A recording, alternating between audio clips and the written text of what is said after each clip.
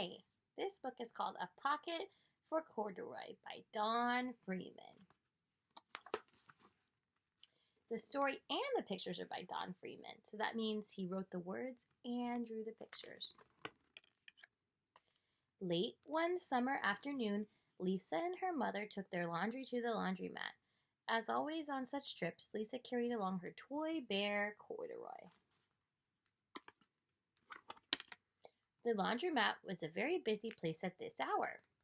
Now, Corduroy, you sit right here and wait for me, Lisa said. I'm going to help with our wash.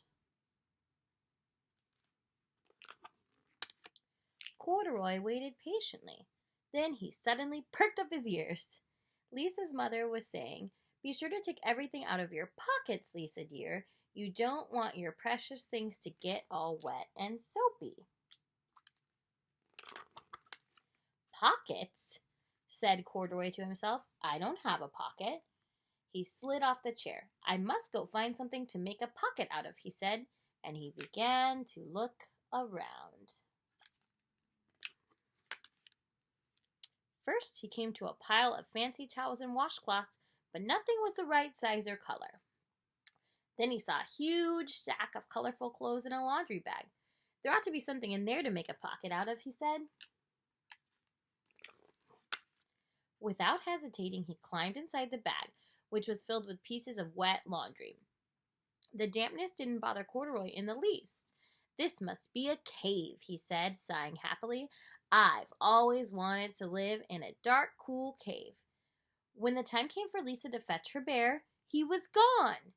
"Oh, Mommy!" she exclaimed. "Corduroy isn't here where I left him."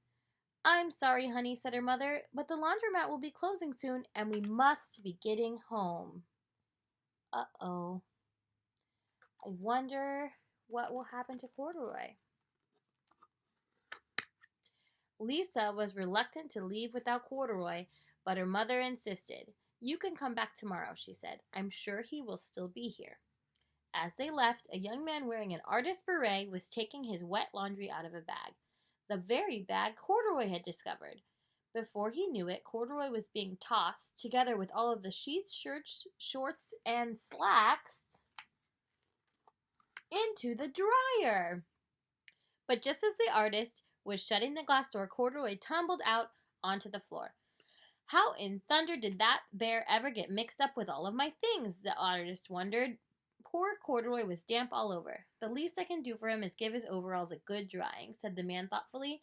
He unbuttoned Corduroy's shoulder straps and put his overalls in the dryer.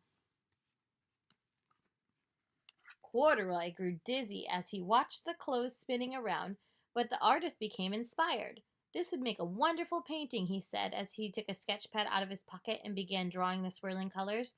"I can hardly wait to get back into my studio."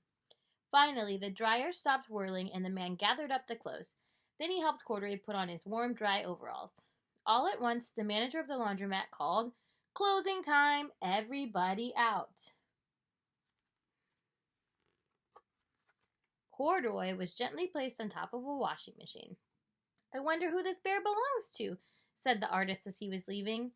"Seems to me he should have his name someplace. He's too fine a fellow to be lost."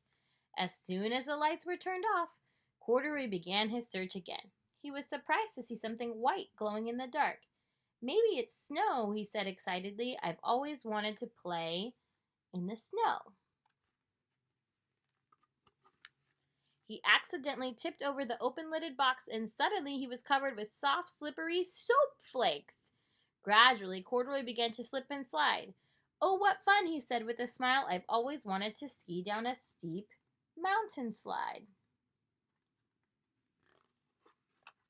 He landed paws first in an empty laundry basket. "This must be a cage," he said, peeking through the bars. "I've never wanted to be inside a cage like a bear in a zoo." But by now, Corduroy felt drowsy, and soon he nodded off to sleep. Next morning, when the manager came to open the door of the laundromat, there was Lisa waiting. "I left something here yesterday," she explained. "May I look around?" "Certainly," said the manager. "My customers are always leaving things." Lisa was searching under the chairs and in the back of the washing machines when she heard the manager call her. "Is this what you were looking for, Senorita?" "Yes, yes. He is my best friend," shouted Lisa as she came running. She reached in and picked Corduroy up out of the basket.